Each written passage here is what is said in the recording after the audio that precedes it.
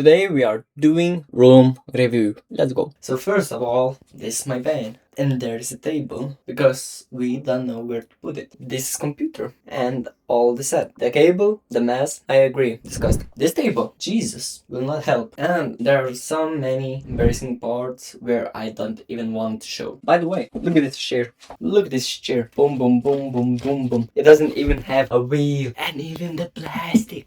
It's so fucked up. What we gonna do today is clean all this shit today. Okay, so our goal is fortify. All of this would be clean. I even have carburetor for the moped. Where can I put my phone so you could see how I'm doing my work? This gonna work. Look at this. Perfect. I forgot where I got. I believe in Netherlands. Oh yeah. Look at this perfection. It kind of works. It feels unstable, very unstable. What if we're not gonna move it? Okay, how to start right now? Maybe put things out of table.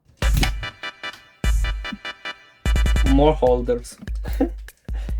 Yo.